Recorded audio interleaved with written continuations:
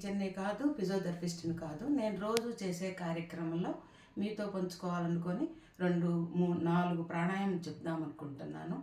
దీనివల్ల మనకి సయాటికా ఉన్నా, డైజెషన్ ప్రాబ్లం ఉన్నా, బీపీ ఉన్నా చక్కగా తగ్గుతాయి. మీరు ఒక్క వారం చేసి చూడండి. మా ఇంట్లో పూర్తిగా డిప్రెషన్లోకి వెళ్ళింది కూడా తగ్గింది. ఇది మీరు చేస్తే సంతోషిస్తామని మీ నాగేశ్వర ఆంటీ కోరుకుంటుంది.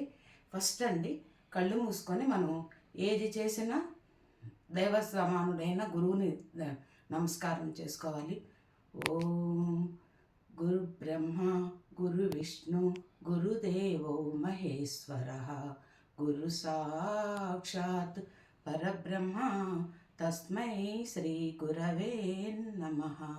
అలా గురు ప్రార్థన చేసుకొని ఒక్క నిమిషం బ్రీతింగ్ అబ్జర్వ్ చేస్తూ సైలెంట్గా ఉంటే మనలో ఉన్న టెన్షన్ అవన్నీ తగ్గుతాయండి. తర్వాత మనం స్టార్ట్ చేద్దాము.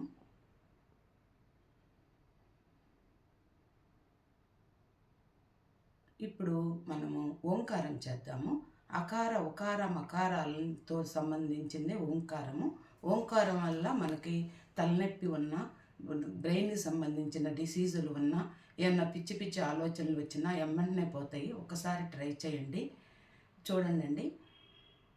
ఆ ఊ మా, ఆ ఊ మా అన్నప్పుడు బాగా బ్రీతింగ్ తీసుకోండి. బ్రీతింగ్ తీసుకున్నప్పుడు పొట్ట పైకి రావాలి.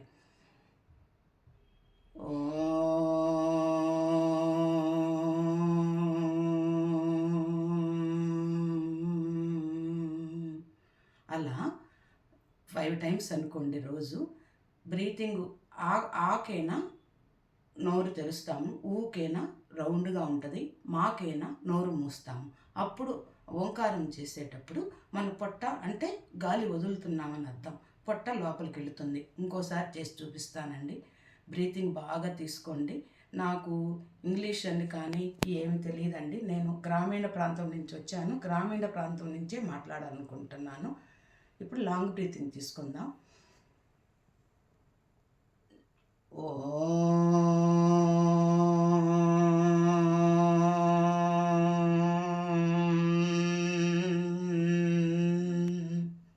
ఇలా 5 టైమ్స్ చేసి మీరు గమనించండి. మీ బాడీలోది ఒక్క వారం చేయండి.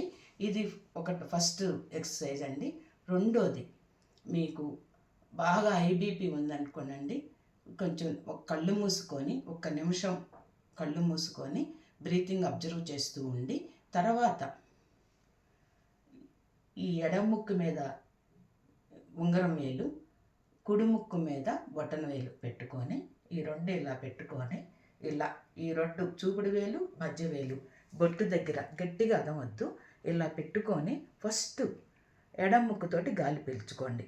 కంపల్సరిగా గాలి పీల్చినప్పుడు పొట్ట పైకి రావాలి, గాలి వదిలినప్పుడు పొట్ట లోపలికి వెళ్ళాలి. అది బ్రీతింగ్ సిస్టమ్ అండి. మనకు తెలియక గమనించండి. గాలి పీల్చినప్పుడు లోపలికి వేస్తాం, గాలి వదిలినప్పుడు పొట్ట బయటకు వస్తాం.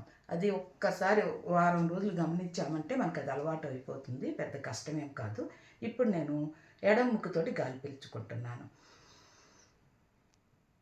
ఇలా క్లోజ్ చేశాను. క్లోజ్ చేసుకొని కుడి ముక్కుతోటి గాలి వదులుతున్నాను. అప్పుడు పొట్ట లోపలికి వెళ్ళాలి.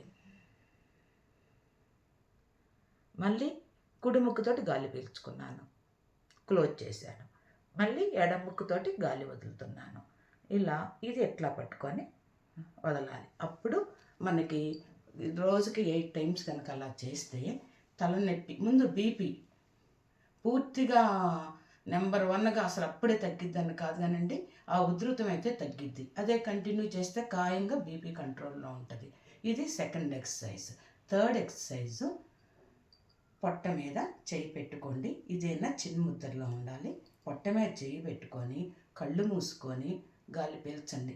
గాలి పీల్చినప్పుడు చూడండి, పొట్ట పైకి వస్తుంది, నా చేయి కొంచెం పైకి వస్తుంది. గాలి వదిలినప్పుడు ఇలా లోపలికి వెళ్తుంది. మళ్ళీ గాలి పీల్చినప్పుడు, మళ్ళీ గాలి వదిలినప్పుడు ఇంకొకటి కంపల్సరీగా స్ట్రైట్గా కూర్చోవాలి. వంకరగా కానీ నడువును బెండ్ చేసి కూర్చుంటే దీనివల్ల ఫలితం ఉండదు. ఎందుకంటే మన ఎన్నుపూసలో ఎన్నెన్నో నాడులు ఉంటాయి. అవన్నీ యాక్టివ్గా ఉండాలంటే మనం స్ట్రైట్గానే కూర్చోవాలి. ఇది మూడో ఎక్సర్సైజు. ఇప్పుడు 4 భ్రమరి. అందరూ ఏం చేస్తాము, చెవు గట్టిగా మూసుకొని కళ్ళు గట్టిగా మూసుకొని చేస్తాము. అది ఒక ఎక్సర్సైజు, అది తప్పని నేను అంటలేదు. దీనివల్ల మనకి ఇమీడియట్గా తలనొప్పి అయితే తగ్గుతుంది. ఈ ఏళ్ళు ఇట్లా మనకి చెవుకి ఉంటాయి కదా, వీటి మీద పెట్టుకోవాలి. కళ్ళు ఇలా ఊరని ఇట్లా గట్టిగా ప్రెస్ చేయొద్దు. కళ్ళ రెప్పల మీద ఈ చూపుడు వేళ్ళు పెట్టుకోవాలి. మధ్య వేళ్ళు ముక్కు ఎట్లా ఉన్న జస్ట్ ఆనించాలి. ఉంగరం వేళ్ళు ముక్కు కింద భాగం పెదం మీద పైన మన ముక్కు ద్వారాలు ఉంటాయి కదా, అక్కడ పెట్టుకోవాలి. 5వ వేలు ఇక్కడ పెదాల కింద పెట్టుకొని బాగా గాలి పీల్చండి.